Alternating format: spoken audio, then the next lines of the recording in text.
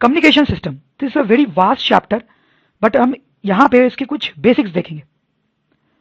जैसे देखिए यहाँ पे दो लोग बात कर रहे हैं, कम्युनिकेट कर रहे हैं, कम्युनिकेशन बहुत इंपॉर्टेंट होता है हमारे लिए। लेकिन यहाँ पे एक प्रॉब्लम है, सपोज करो ये आदमी दूर चला गया, तो क्या अब ये दोनों कम्युनिकेट कर पाएंगे, बात कर पाएंगे? नहीं कर पाएंगे, क्योंकि अब इसकी आवाज इस तक पहुंचेगी नहीं। तो ये एक बहुत बड़ी प्रॉब्लम है।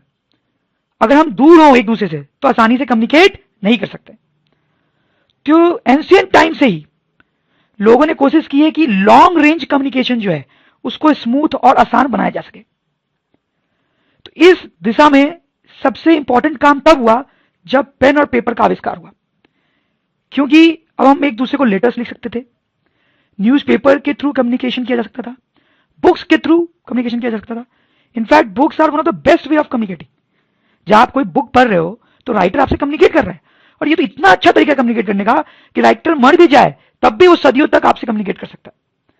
तो these all are methods of doing long range communication.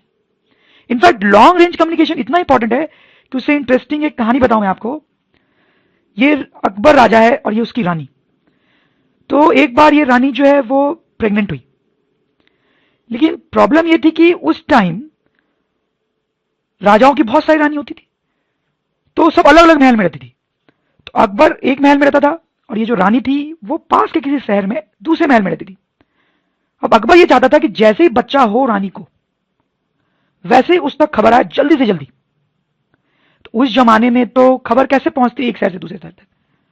तो एक घोड़सवार होता और वो धीरे धीरे इंफॉर्मेशन राजा तक लाता। लेकिन इसमें तो 3-4 दिन लग सकते थे और राजा को इतना पेशेंस नहीं था। तो राजा ने बीरबल को बुलाया। बीरबल क्योंकि उस टाइम बहुत इंटेलिजेंट था। तो राजा ने बोला, यार बीरबल तुम तो बड़े इंटेलिजेंट हो, कुछ ऐसा उपाय करो कि रानी को जैसे ही बच्चा हो मुझे जल्दी से जल्दी इंफॉर्मेशन मिले। अगर तुम ऐसा नहीं कर पाए तो तुम्हारा सर कलम कर दिया जाएगा। तो बीरबल को अब तो कुछ करना ही था। तो बीरबल ने बहुत ही अच्छी टेक्निक यूज करी, हालांकि बहुत आसान है वो टेक्निक, लेकिन वो इतनी अच्छी है कि आज भी उस टेक्निक को यूज किया जाता है। हम देखेंगे कैसे। बट बीरबल ने क्या किया, बीरबल ने दोनों शहरों के बीच में कुछ कुछ दूरी पे बहुत सारे ड्रमर्स बैठा दिए, बहुत सारे ड्रमर्स बैठा दिए।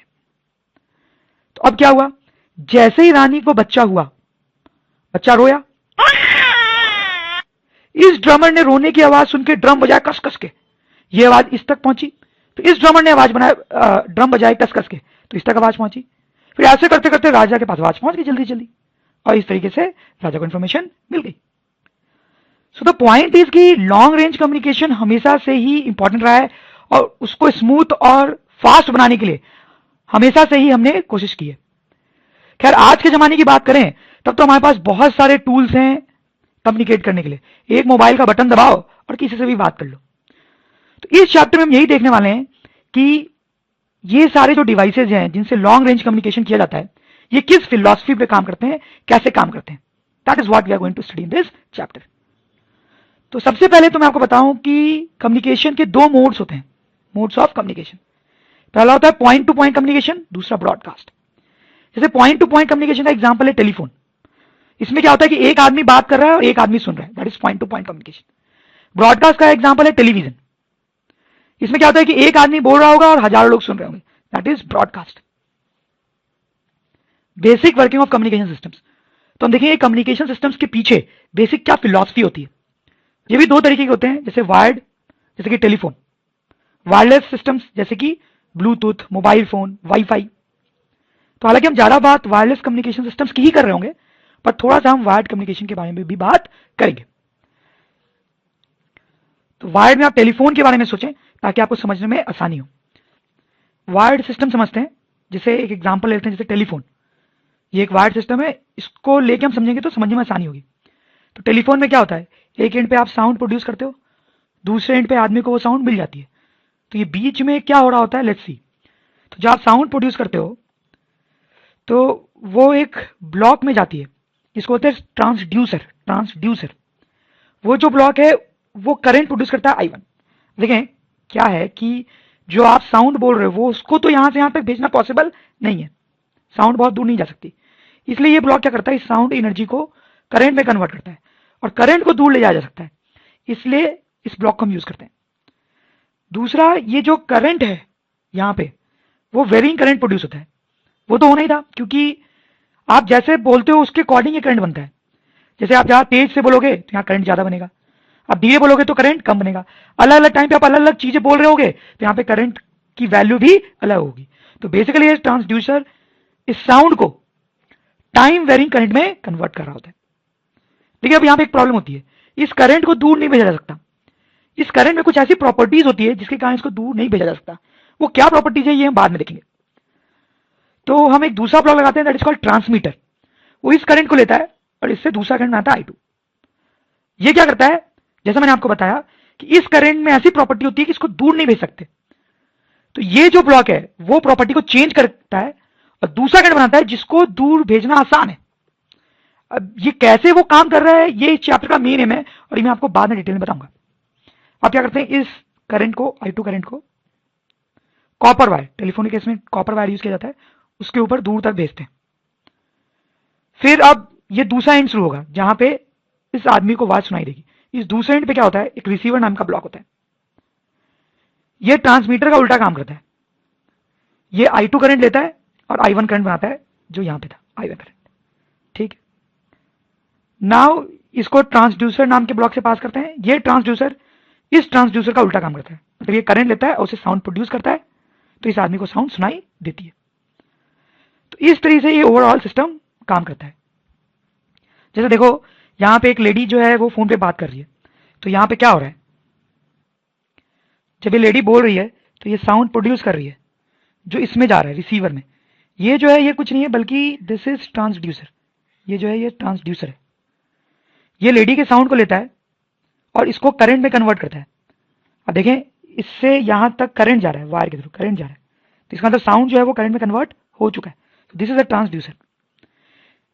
लेकिन ये जो करंट है वो अब इस ब्लॉक में जाता है। ये जो ब्लॉक है वो ट्रांसमीटर है। ये I1 करंट को लेता है, इस I1 करंट को, और इससे I2 करंट बनाता है, I2 करंट I2।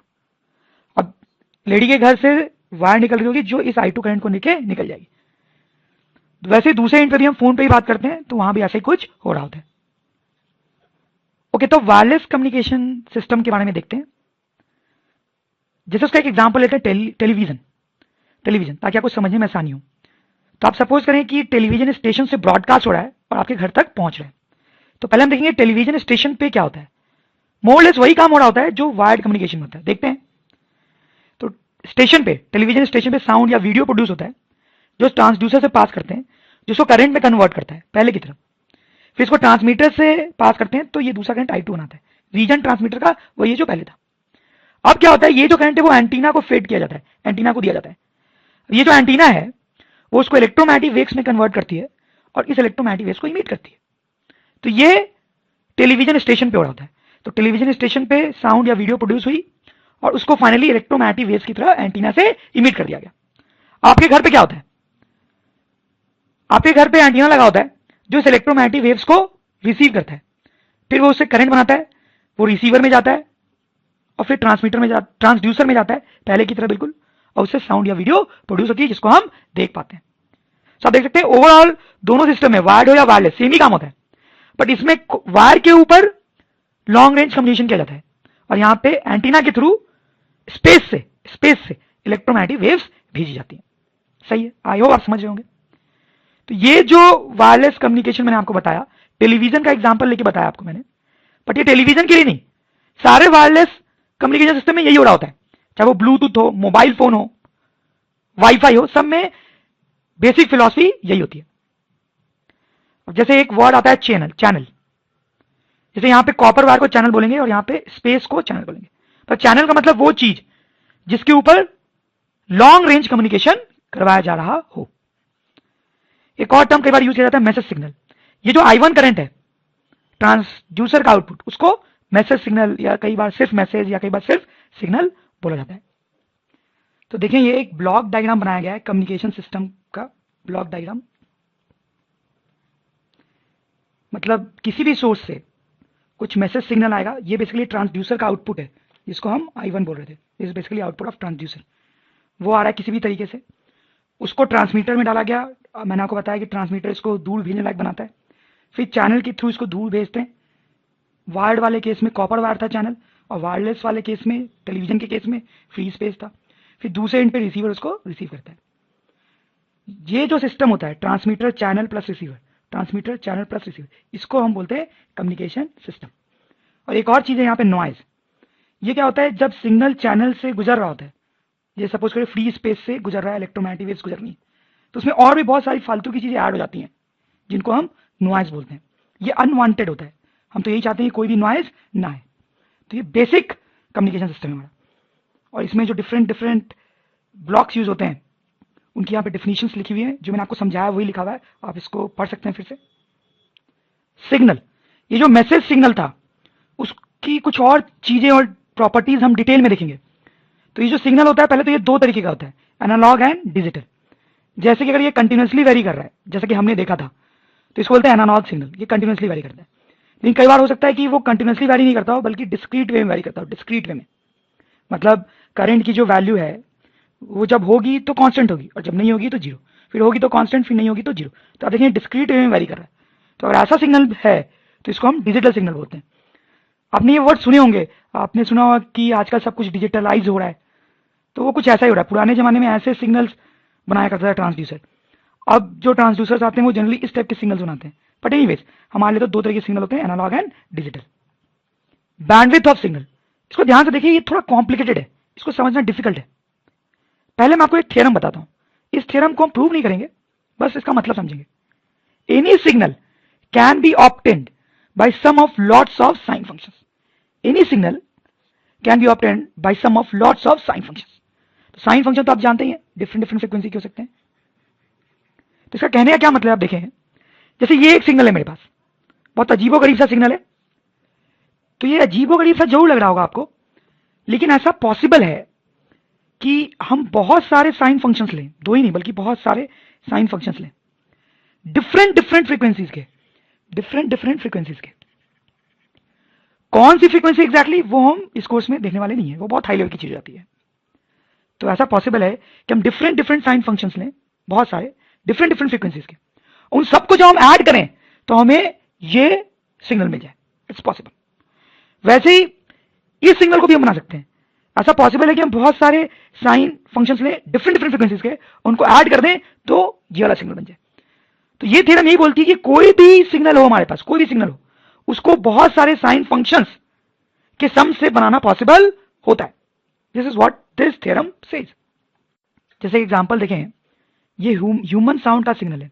कहने का मतलब है कि ट्रांसड्यूसर को साउंड सप्लाई की गई एक आदमी की, और उसने ये करंट प्रोड्यूस किया, सही है। तो ये ह्यूमन साउंड को रिप्रेजेंट करने वाला एक करंट है जो इस तरह से वही कर रहा है। ये बहुत अजीब सा लग रहा है, बट इज पॉसिबल कि हम डिफरेंट डिफरेंट फ्रीक्वेंसीज की साइन वेव लें, उनको ऐड करें तो ये मिल जाए हमें।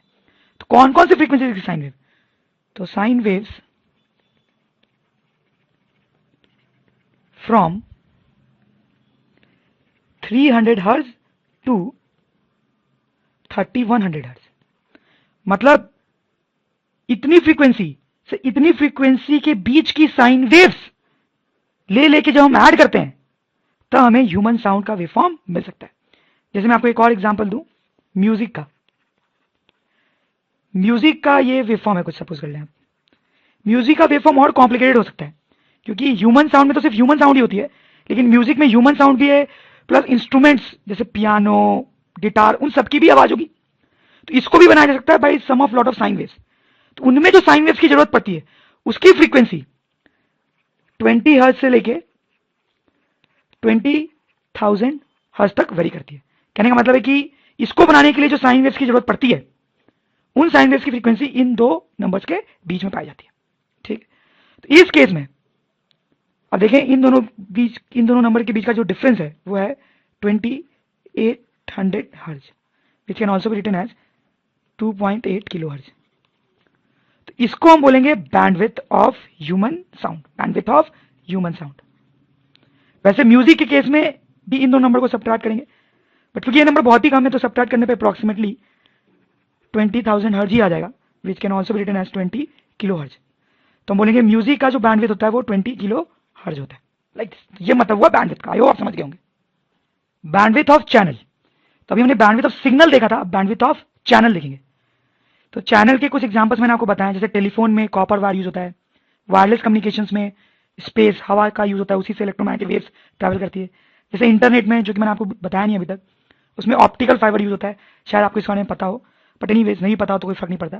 तो वैसे डिफरेंट डिफरेंट चैनल्स हो सकते हैं जिसके ऊपर हम सिग्नल भेज रहे हो, इनकी भी अपनी बैंडविड्थ होती है। क्या मतलब उसका?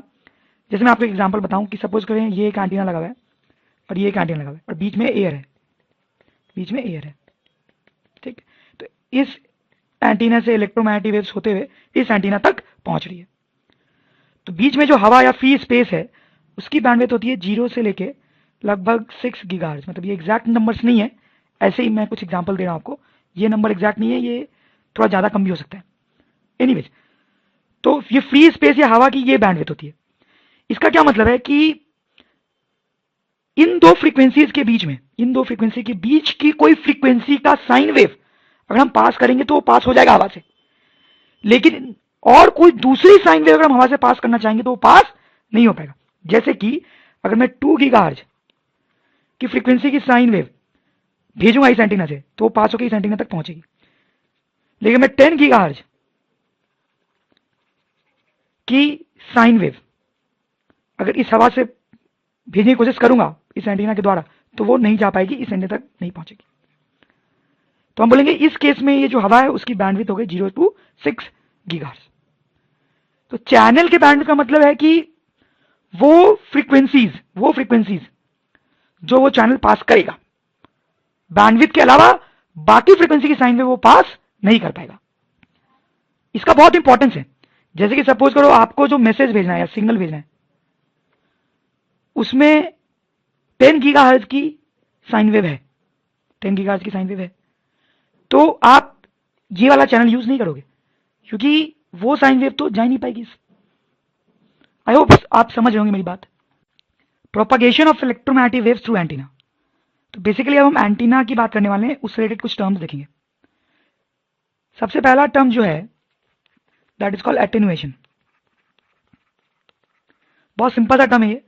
सपोज करें कोई एंटीना है, मतलब सपोज करें ये एक मोबाइल टावर है फॉर एग्जांपल, उस पर एक एंटीना लगा हुआ है, तो इससे इलेक्ट्रोमैग्नेटिक वेव्स निकलेंगी और हर दिशा में फैलती जाएंगी, ठीक। लेकिन जैसे जैसे इलेक्ट्रोमैग्नेटिक वेव्स आगे जाएंगी इंटेंसिटी का क्या होगा? जैसे जैसे इलेक्ट्रोमैग्नेटिक वेव्स आगे जाएंगी सिग्नल की इंटेंसिटी कम होती जाएगी, सिग्नल की स्ट्रेंथ कम होती जाएगी, सिग्नल वीक होता जाएगा। तो ये जो फिनोमेना है इसको बोलते हैं एटेन्युएशन। इस एटेन्युएशन की प्रॉब्लम को सॉल्व करने के लिए बहुत सारी टेक्निक्स यूज होती हैं, उसमें से एक टेक्निक है रिपीटर्स। तो इस एंटीना से इलेक्ट्रोमैग्नेटिक वेव्स निकली और जैसे जैसे आगे जाएंगी वीक हो जाएगा। तो मतलब यहां तक सिग्नल जब तक पहुंचेगा तब तक तो वो इतना वीक हो गया होगा कि उसके पहुंचने का कोई फायदा ही नहीं है। तो यही प्रॉब्लम थी। तो हम क्या करते हैं कि रास्ते में और बहुत सारे एंटीनाज लगा देते हैं इस तरीके से,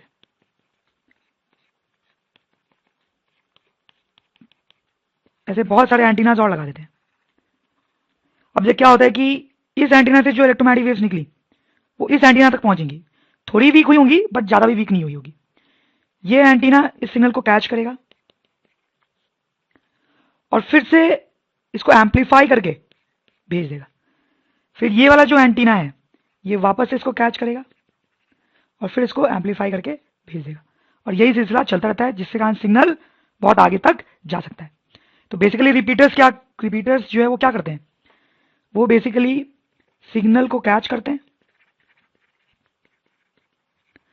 फिर उसको एम्पलीफाई करते हैं और फिर फाइनली रीट्रांसमिट कर देते हैं इसको। तो देखिए सिग्नल को कैच किया फिर उसको एम्पलीफाई करके वापस से भेज दिया। कई बार सैटेलाइट्स को भी रिपीटर्स की तरह यूज करते हैं, सैटेलाइट्स एज रिपीटर्स। कैसे करते हैं? बहुत सिंपल है। ये दो एंटीनाज हैं अर्थ के ऊपर, बहुत दूर हैं, इसलिए इससे यहां तक सिग्नल नहीं पहुंच पा रहे। तो कई बार आसमान में ऐसे यहां पे हमारे पास सैटेलाइट होता है, तो इसका जो सिग्नल निकलता है वो सैटेलाइट तक पहुंचता है, फिर से सैटेलाइट उसको कैच कर लेता है और फिर से एम्पलीफाई करके इस एंटीना की तरफ भेज देता है और इस एंटीना तक फाइनली सिग्नल पहुंच जाता है। तो यहां पे देखें ये सैटेलाइट वही काम कर रहा है जहां पे जैसा काम यहां पे ये रिपीटर कर रहा था। तो यहां पे सैटेलाइट रिपीटर का काम कर रहा है, सिग्नल कैच कर रहा है और फिर एम्पलीफाई करके भेज रहा है। Next thing is range of antenna. जरा समझिए आप, ये अर्थ है, अर्थ के ऊपर एक टावर है जिसकी हाइट h है और उसके टॉप पे एक एंटीना है। इस एंटीना से निकलने वाली इलेक्ट्रोमैग्नेटिक वेव्स क्या अर्थ पे हर जगह पहुंच पाएगी? क्या यहां पहुंच पाएगी? नहीं पहुंच पाएगी, क्योंकि बीच में अर्थ आ गया। तो इससे निकलने वाले सिग्नल्स अर्थ पे कुछ ही दूर तक जा सकते हैं। देखें, यहां से मैंने टेंजेंट ड्रॉ किए, दोनों साइड टेंजेंट। तो ये जो एरिया है, ये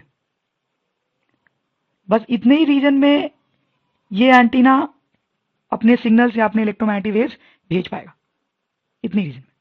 ठीक है, तो ये जो डिस्टेंस है, ये जो डिस्टेंस है, इसको हम रेंज बोलते हैं, इस एंटीना की रेंज। तो यही हमें निकालना है यहां पे। तो उसके लिए थोड़ा कंस्ट्रक्शन करना पड़ेगा, सिंपल सा।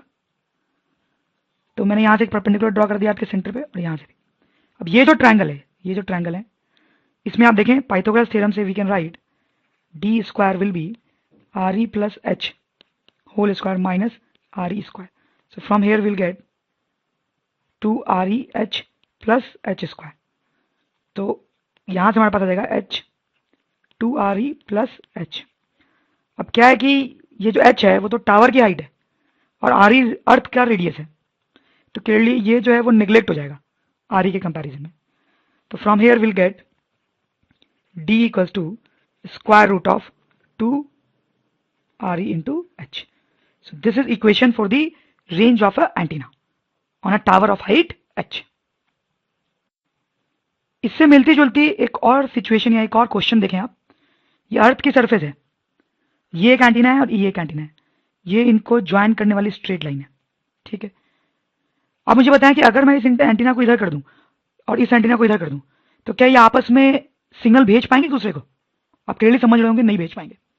लेकिन मैं अगर इसको इधर भेज दूं और इसको भी इधर भेज दूं, दोनों को पास ला दूं, तो क्या वो आपस में सिग्नल भेज पाएंगे? भेज पाएंगे।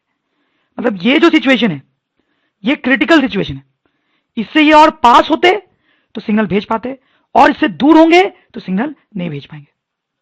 तो ये जो डिस्टेंस है, ये d, this is actually the maximum distance between two antennas to communicate. तो ये डिस्टेंस आप समझ रहे हैं क्या है, ये हमें निकालना है, इसकी वैल्यू निकालनी है। अगर इस टावर का हाइट h1 है और इस टावर का हाइट h2 है, तो d निकालने के लिए आप इसको दो पार्ट में डिवाइड करें। यहां से यहां तक d1 और यहां से यहां तक d2। ध्यान दें, आप d1 को हम लिख सकते हैं √2 RE H1। देखिए यहां वाला रिजल्ट यूज किया मैंने। अब देखिए, मैंने एंटीना से एक टेंजेंट ही तो ड्रॉ किया था अर्थ पे, एंटीना से टेंजेंट ड्रॉ किया था अर्थ पे, तो उसकी लेंथ आई थी है। यहां पे भी ये जो लाइन है वो एंटीना से अर्थ तक टेंजेंट है। वैसे ये जो लाइन है d2 वाली, वो भी एंटीना से अर्थ तक टेंजेंट है। तो ये d2 भी कितना आ जाएगा, √2 RE H2। तो जो d है total, that is d1 plus d2। तो क्लियरली आप समझ गए, that is √2 RE H1 plus √2 RE H2। So this is a maximum distance between two antennas जिसपे वो कम्युनिकेट कर सकते हैं। Dipole antenna, antenna actually different different type से हो सकते हैं। उसमें जो सबसे बेसिक और सिंपल टाइप का एंटीना होता है that is dipole antenna. In fact dipole antenna भी कई तरीके का होता है, लेकिन यहां पे हम सबसे बेसिक टाइप का, सबसे कॉमन टाइप का डाइपोल एंटीना देखने वाले हैं। So, देखने में कुछ ऐसा दिखता है। ये जो रॉड आपको दिख रही है, ये इसका मेन पार्ट माना जा सकता है। इसी से इलेक्ट्रोमैग्नेटिक वेव्स निकल के फैलती हैं हर डायरेक्शन में। जैसे आप सपोज करें, इससे जो इलेक्ट्रोमैग्नेटिक वेव्स निकल रही हैं उनकी अगर वेवलेंथ लैम्डा है, तो ये जो रॉड की लेंथ होती है ये λ/2 के बराबर होती है। मोड्स ऑफ प्रोपागेशन, इसको ध्यान से देखिए, ये इंपॉर्टेंट है। अब इसमें हम ये पढ़ने वाले हैं कि इलेक्ट्रोमैग्नेटिक वेव्स को एंटीना जो भेजता है वो कैसे कैसे भेजता है। तीन तरीके होते हैं बेसिकली। ग्राउंड वेव, जिसको सरफेस वेव बोलते हैं, स्काई वेव, जिसको शॉर्ट वेव ब्रॉडकास्ट बोलते हैं, या फिर स्पेस वेव। पहले हम इन दोनों को देखेंगे क्योंकि ये समझना थोड़े आसान है। तो सपोज करिए अर्थ की सरफेस है और दो एंटीनाज यहां हैं, काफी दूर है, इसलिए वो डायरेक्टली सिग्नल नहीं भेज पा रहे। तो यहां पे क्या होता है, अर्थ का जो एटमॉस्फेयर है उसमें आयोनोस्फेयर नाम की एक लेयर होती है, ये बड़ी काम की लेयर होती है। इसकी ऐसी प्रॉपर्टी होती है कि कुछ इलेक्ट्रोमैग्नेटिक वेव्स इससे पास हो जाते हैं और कुछ इलेक्ट्रोमैग्नेटिक वेव्स इससे रिफ्लेक्ट हो जाते हैं, कुछ इलेक्ट्रोमैग्नेटिक वेव्स इससे रिफ्लेक्ट हो जाते हैं और कुछ पास हो जाते हैं। तो सपोज करें इस एंटीना से ऐसी इलेक्ट्रोमैग्नेटिक वेव निकल रही है जो आयोनोस्फेयर से रिफ्लेक्ट होगी।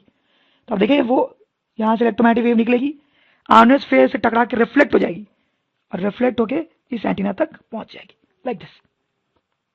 तो ये जो तरीका है दो एंटीना के बात करने का आयोनोस्फेयर के रिफ्लेक्शन के द्वारा, इसको हम बोलते हैं स्काई वेव, स्काई वेव। अब जैसे मान लो ऐसा कुछ होता है यहाँ पे कि एक सैटेलाइट होता है यहाँ पे ऊपर, सैटेलाइट। अब इस एंटीना से ऐसी इलेक्ट्रोमैग्नेटिक वेव्स निकलती जो आयोनोस्फेयर से पास हो जाए, तो पास हो जाए तो वो सैटेलाइट तक पहुंच जाती, फिर सैटेलाइट उस वेव को वापस इस एंटीना की तरफ भेज देती।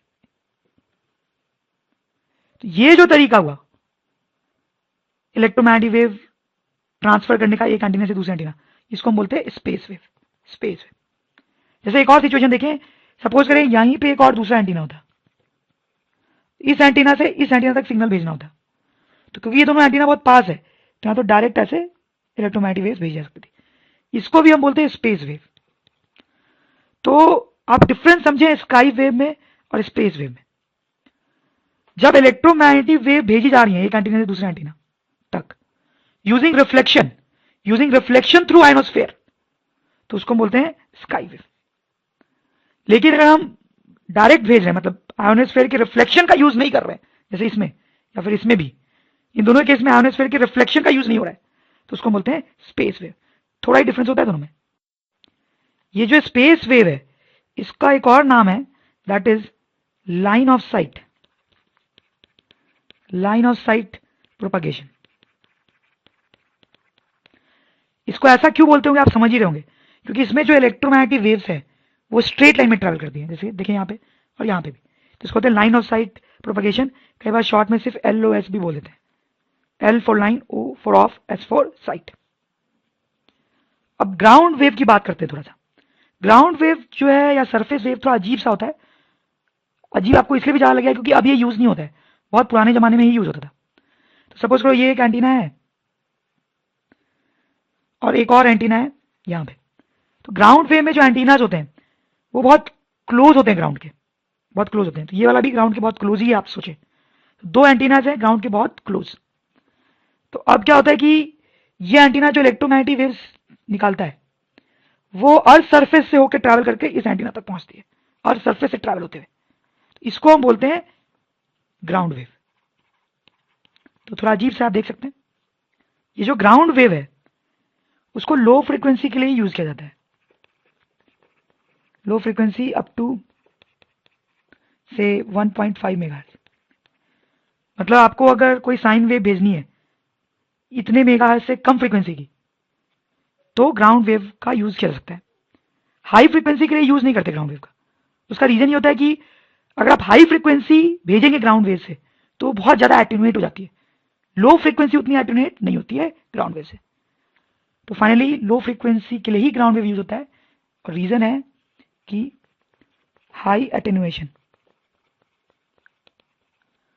For high frequency. Sky wave पे आते हैं। स्काई वेव का यूज किया जाता है अराउंड 1.5 मेगाहर्ट्ज से लेके अराउंड 30-40 मेगाहर्ट्ज तक।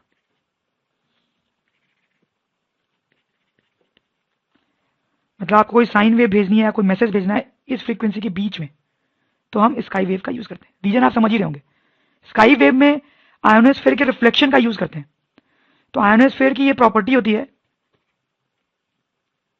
यही लिख देता हूं, आयोनोस्फेयर की ये प्रॉपर्टी होती है कि इस फ्रीक्वेंसी की सिग्नल को वो रिफ्लेक्ट करता है, और अगर इससे अलग फ्रीक्वेंसी हुई तो आयोनोस्फेयर उसको क्या कर देता है, पास। इसलिए स्काई वेव जो है वो तो बहुत क्लियरली बस इसी रेंज में यूज की जा सकती है। और स्पेस वेव के बारे में तो आप समझ ही गए होंगे कि इसको आप 30-40 मेगाहर्ट्ज से ज्यादा के लिए यूज करते हैं, हाई फ्रीक्वेंसी के लिए यूज करते हैं।